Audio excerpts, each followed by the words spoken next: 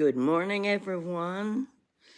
Now I'm going to say first, what you see is what you get.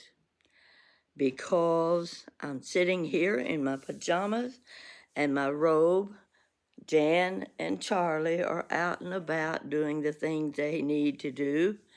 And the dogs, I lock them in the mudroom because they know somebody is outside working around the house and they're just bark, bark, bark. So they're not going to be very happy with me because I closed the door on them in the mudroom, and they're going to stay there until we get this video done. Those of you who were at Cumberland Falls Storytelling Festival over the weekend already know what happened, but you don't know the end result. The rest of you, this is all new to you. I had already finished my part on program, which was presenting a story about family reunion. The response was very good, and when we finished, everyone went downstairs at DuPont Lodge for lunch. We were in the middle of our lunch, and there were two tables near me that were friends of mine.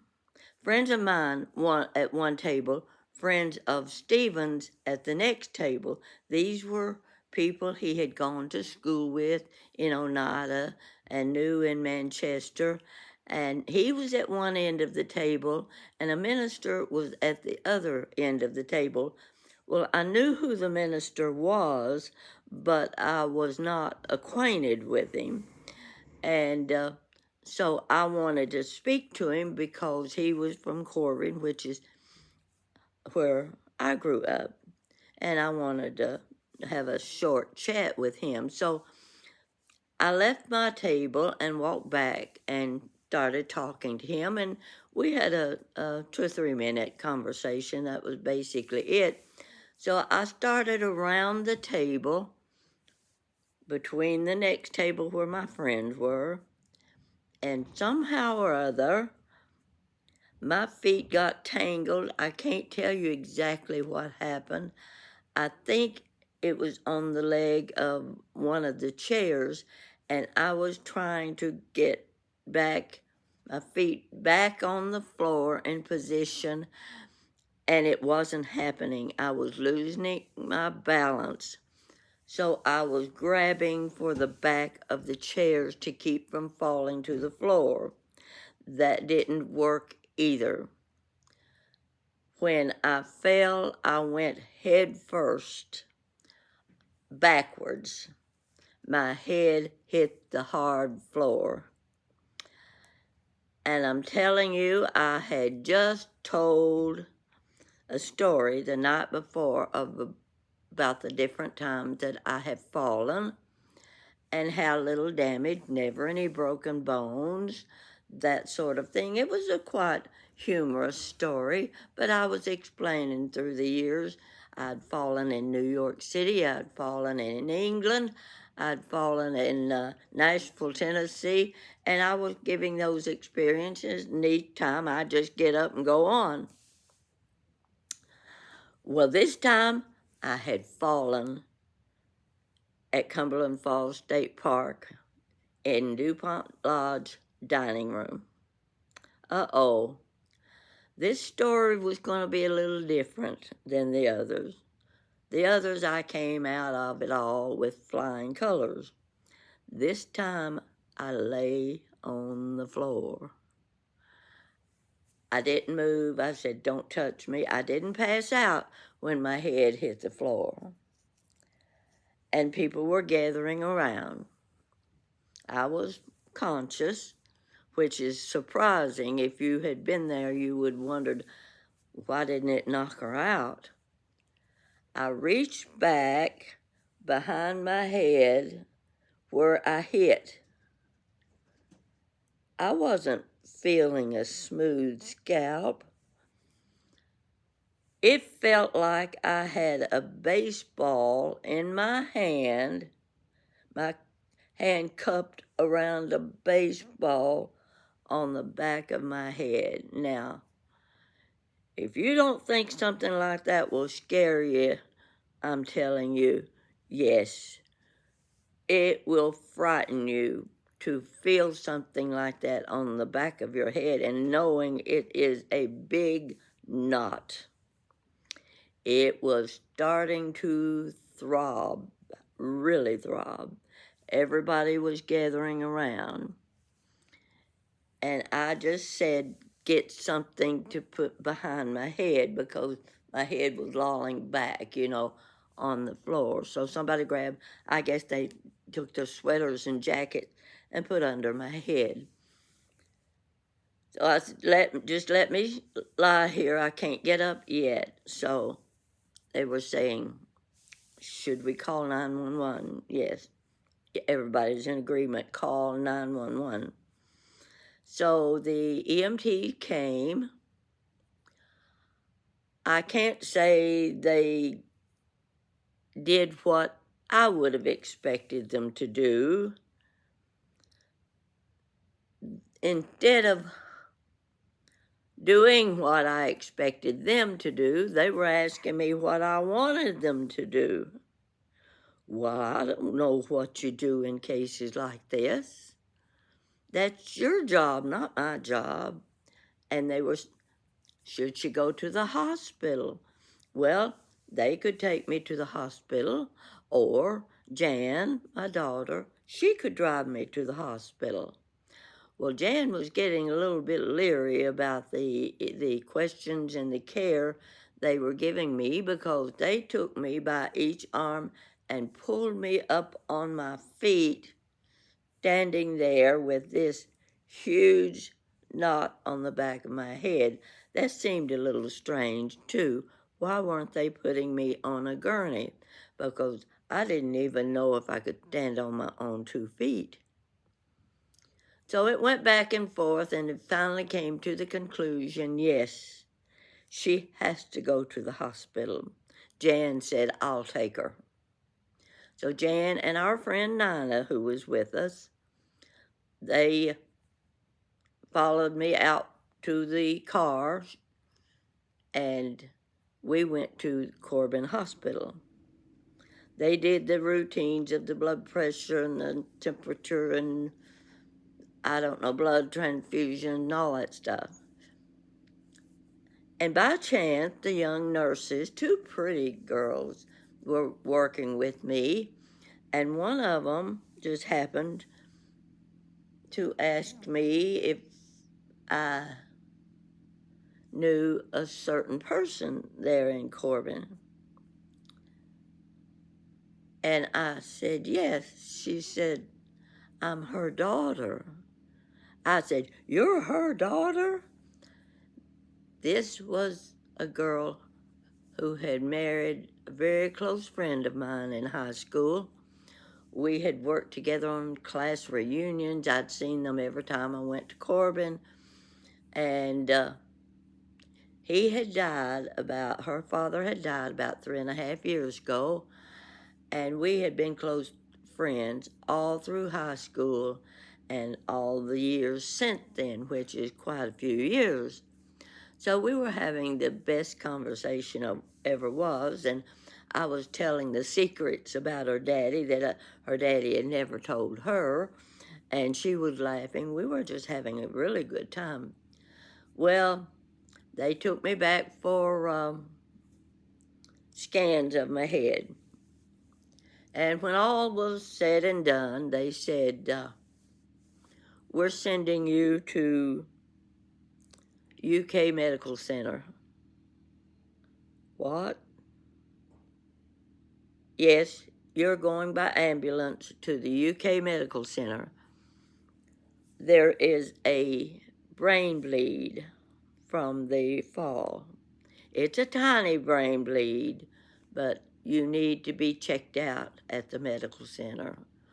Well, I was going to have to ride 87 miles in an ambulance, which I did. And let me tell you, those gurneys they put in those ambulances are so narrow.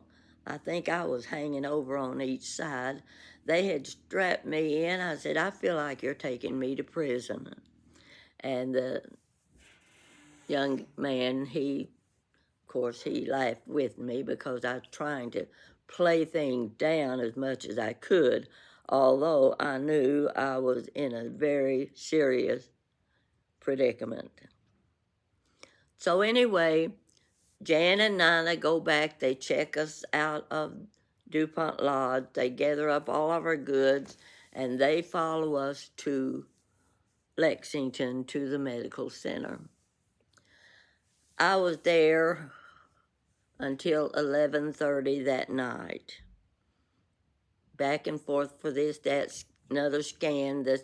The brain bleed did not show up in the second scan. So we got finished there, and rather than me going home, I didn't want to go home and stay by myself because I was off balance. I didn't know when I might fall, and I didn't know what would happen to this huge knot on the back of my head. And when I say I could have cupped it with my hand like this, I really wasn't exaggerating. It was just like putting a baseball right inside my hand. So I said, no, I don't think I want to go home. So Jan and I went to Nana's house, and we spent the night there. And then we came on the next morning to Jan's house. I said, I want to stay at your house. I don't trust myself because I don't know what might happen because of the brain bleed. And I was a little scared of it because I had people in my family who had died of brain bleed. So even though this was a tiny one, none of us know what can develop from a tiny blood brain bleed. So basically, that's finished up my weekend. I was going to do another story that evening, and Stephen had to fill in for me. Isn't that something? He was going to have to take my place and tell another one of his wild tales. And he can tell some wild ones, you know. Some of them you'll even believe.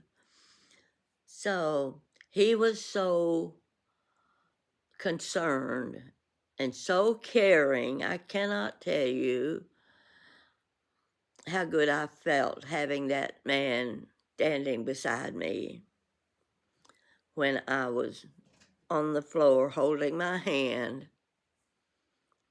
and everyone praying for me. Now I'm still at Jan's. I had a little trouble last night getting in and out of the bed, and I could not turn over.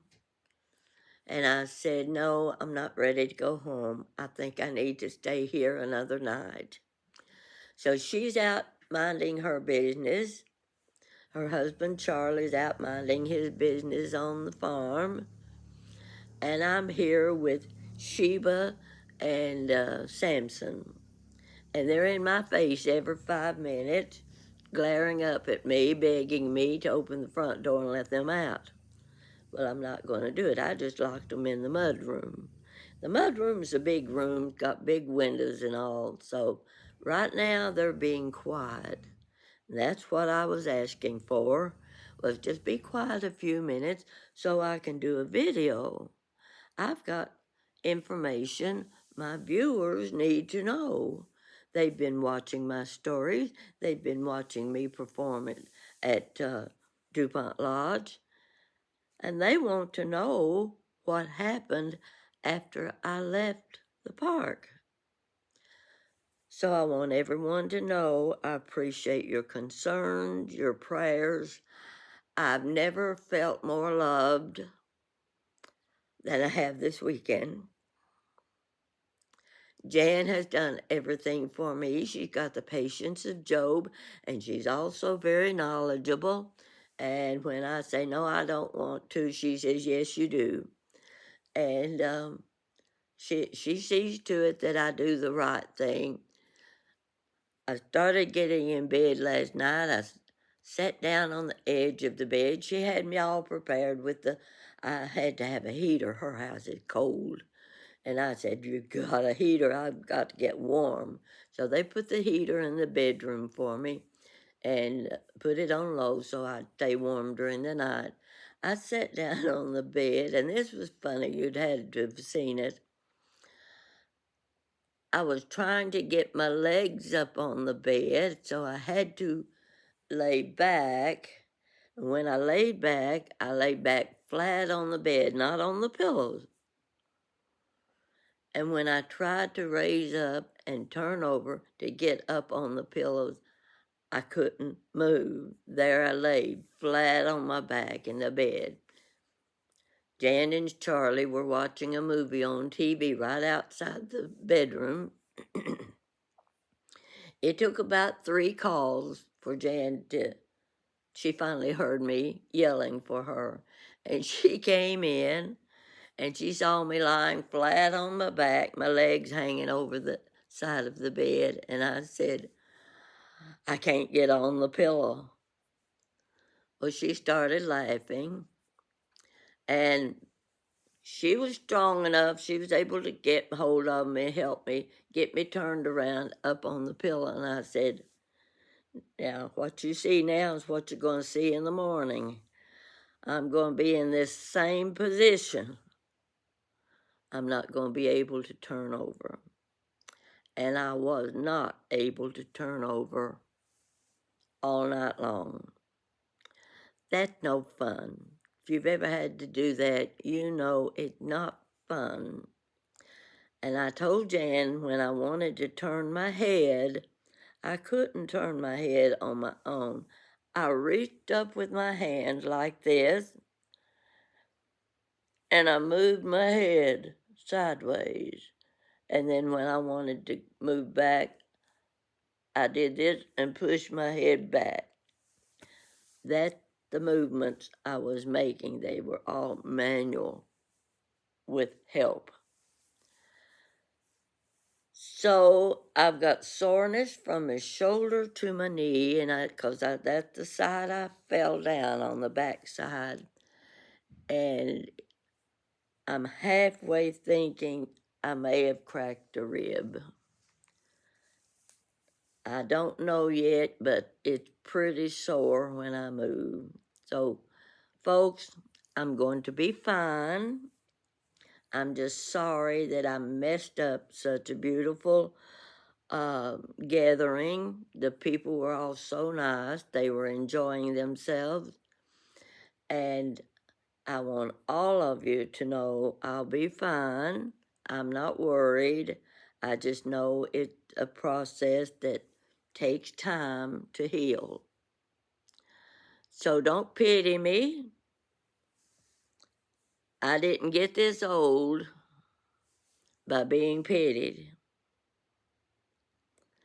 I got this old from being lazy. I got this big from being lazy. Now, they're feeding me now. And they're saying, "You want sugar in your tea?" Well, of course I want sugar in my tea. I want sugar in everything that has to be sweet. So I'm having to cut back a little bit on my sugar. And I'm not eating big meals, but I don't want big meals. And Jan and Charlie both are very good cooks. We have deer meat.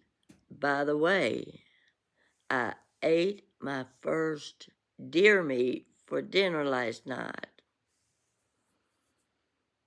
It tastes like steak. Yeah, it was tender. We had peas. Jan said, "Do you eat peas?" And I thought, how do you think I grew up without eating peas? We all ate peas. So we had peas. Well, they ate rice with their peas. I ate boiled potatoes. I said, boil me a couple of little potatoes, put a little butter on them. I prefer potatoes to the rice. So that's what we had for dinner. It was very good. And I expect to take home a few packages of deer meat. I never thought I would ever eat something like that in my life, but folks, it's pretty good. So now my daughter married a man who's going to be a farmer. They're going to be farmers. That's what they think they're going to be. And I'll be eating a lot of deer meat and won't even have to go to Kroger to buy it. And by the way, Charlie discovered beehives on his farm. He has a friend who's a beekeeper. They've got the uniform. They've got everything they need. And I stood in his kitchen and watched him washing those big jars and the little jars. He had to go out and buy several jars. He's working in there. He's learning, and he's doing a fine job of preparing his honey. So I had honey last night, and I had honey this morning for breakfast. And by dog, that's good stuff. It's really good. So I'm going to be taking a little bit of Charlie's honey home with me. And I know Stephen makes honey too, but he's been at it for a good while. And I'm going to be able to compare Stephen's honey with Charlie's honey. And don't you think for a minute I'm going to criticize either one of them. I wouldn't dare do that, because one of them is my son-in-law and the other one is a darn good friend of mine, and I'm not going to mess up relationships like that. So, folks, your prayers worked. I'm okay. I'm using a cane. What'd I do with it? Ooh, it hurts when I raise this arm. Have to reach for something. I pick up my drink and it hurts all the way down my side. But here's what I'm using. Isn't that a beauty? Jan just happened to have a nice little walking cane. So I finally gave in to her instructions of use this cane. It works. It helps. And it keeps me from losing my balance. My balance is off more than it ever has been. So I'm going to have to be extra careful, and I will, because I don't like laying in the bed day and night. I'm spending tonight with Jan and Charlie, and I may spend tomorrow night. And after that, they're going out of town for several days, so that's when I go home and take care of myself. But you'll have to admit, I've probably got about the best caretaker that I could have. Couldn't ask for better. My daughter has just bent over backwards for me, even in taking me to Cumberland Falls, seeing that I have a good time. Of course, she's having a good time too. And our friend Nina, she was having a good time too. And Nina is one of the most lovable girls you'd ever want to meet. She's as concerned about me as my own child is. I'm going to be coming back with more stories. I want to get off of this one because I've taken too much time explaining about my woes. My woes will be healed in a few days, and I'll be back to normal. And we'll be laughing and having fun. So you take care, and thank you for all the prayers. I couldn't have been in a better place than with people so concerned. You have a good day and drive safely.